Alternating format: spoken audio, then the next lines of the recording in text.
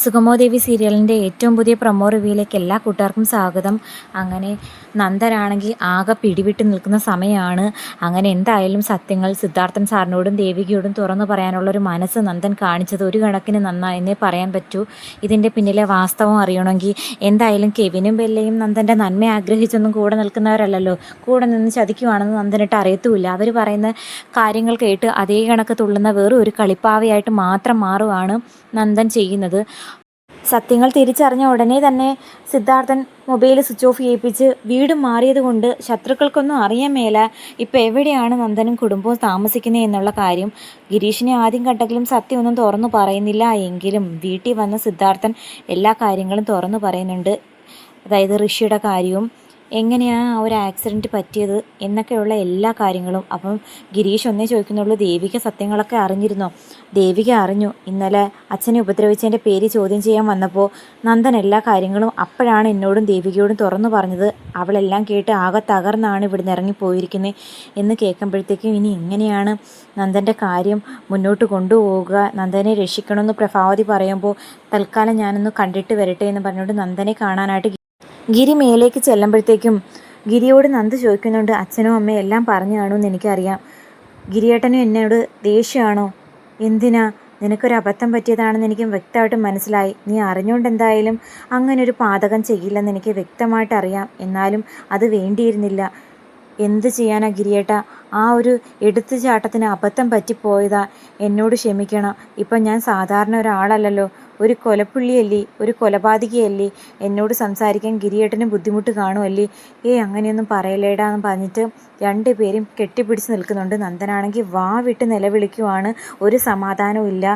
ഏറ്റവും വേണ്ടപ്പെട്ടവൾ എന്ന് കരുതിയിരുന്ന തൻ്റെ ഭാര്യ പോലും തൻ്റെ ജീവിതത്തിൽ നിന്ന് ഉപേക്ഷിച്ചു പോയി. അതിൻ്റെ തൊട്ട് മുന്നേ താൻ കയ്യബദ്ധം പറ്റിയായാലും ഒരാളെ കൊന്നു. അങ്ങനെ ഒന്നിനു പേരെ ഒന്നായിട്ട് താങ്ങുന്നതിനും അപ്പുറം സങ്കടമായിട്ടിരിക്കുവാണ്.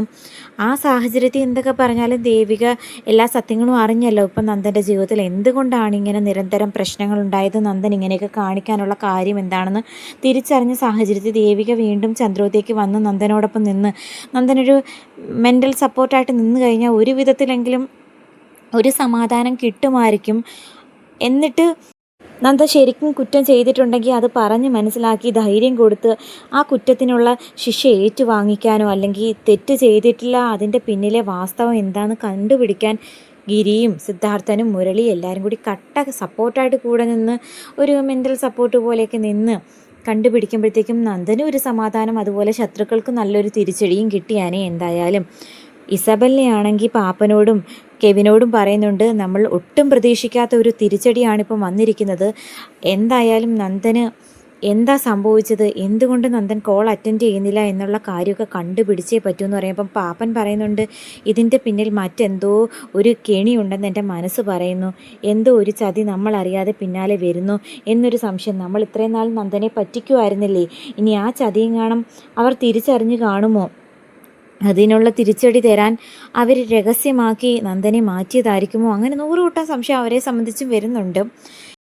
ഇതിനിടയ്ക്ക് ശാരികയാണെങ്കിൽ ദേവികയുടെ സങ്കടം, അതായത് മാധവൻ നന്ദനെ പറ്റി പറഞ്ഞതൊക്കെ കേട്ടിട്ട് സങ്കടപ്പെടുന്ന ചേച്ചിയോട് ചെന്ന് ശാരിക ഉപദേശിക്കുന്നുണ്ട്.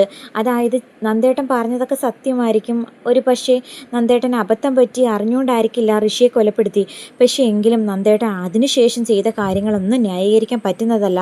അതായത് കെ നായരുടെ പ്ലാന്റിൻ്റെ കാര്യമായാലും ഫയൽ മോഷണമായാലും ഒരു MLA ബാധിക്കുന്ന കാര്യം അല്ലെങ്കിൽ ജനങ്ങളെ ബാധിക്കുന്ന കാര്യമാണെന്ന് പോലും നോക്കാതെ നന്ദേട്ടൻ അങ്ങനെയൊക്കെ ചെയ്തിട്ടുണ്ടെങ്കിൽ അതിന് പിന്നിൽ മറ്റെന്തോ കാര്യമുണ്ട്. അതായത് അഴിമതിക്ക് വേണ്ടിയിട്ടായിരിക്കില്ല, ഇനി കേസ് മറച്ചു വെക്കാൻ വേണ്ടിയിട്ടോ അല്ലെങ്കിൽ കുറ്റം തെളിയിക്കാതിരിക്കാൻ വേണ്ടിയിട്ടോ അങ്ങനെ ആരെങ്കിലും ഭീഷണിപ്പെടുത്തി നന്ദേട്ടനെ കൊണ്ട് ചെയ്യിപ്പിച്ച കാര്യമാണോ ഇല്ലയോ എന്ന് കണ്ടുപിടിക്കണം. തീർച്ചയായിട്ടും ചേച്ചി അതിന് പിന്നിട്ടിറങ്ങണം. നന്ദേട്ടൻ ചെയ്തത് അങ്ങനെ ന്യായീകരിക്കാൻ പറ്റുന്ന ഒരു കുറ്റമൊന്നുമില്ല. ഒരു വീട്ടിലെ ഏക മകനെ ആ മകന് വേണ്ടിയിട്ട് മാത്രം ജീവിച്ചുകൊണ്ടിരുന്ന ഒരു സ്ത്രീയാണ്, അവരുടെ മകനെയാണ് ഇല്ലാണ്ട് ആക്കിയിരിക്കുന്നത്. അപ്പോൾ ശാരിക ഇങ്ങനെയൊക്കെ പറയുന്നത് കേട്ടിട്ട് ദേവിക പറയുന്നത്, നന്ദൻ ചെയ്തത് തെറ്റുകളൊന്നും ഞാൻ ന്യായീകരിക്കുന്നില്ല, നന്ദൻ ചെയ്ത തെറ്റിന് തക്ക ശിക്ഷ മേടിച്ചു കൊടുക്കണമെന്ന് തന്നെയാണ് ഞാനും ആഗ്രഹിക്കുന്നത്. എങ്കിലും ഇപ്പോഴത്തെ കേസ് അന്വേഷണം ശരിയായ ദിശയിലാണ് പോകുന്നതെന്ന് എനിക്ക് തോന്നുന്നില്ല. അല്ലെന്നുണ്ടെങ്കിൽ എത്ര തവണ അരുന്ധതി മേഡവും ഞാനുമൊക്കെ പ്രത്യേകം ആ DYSPയെ ഉപദേശിച്ചതാണ്. എന്നിട്ടും കേസിനെ പറ്റി യാതൊരു അപ്ഡേറ്റും അയാൾ തിരക്കി അന്വേഷിച്ച്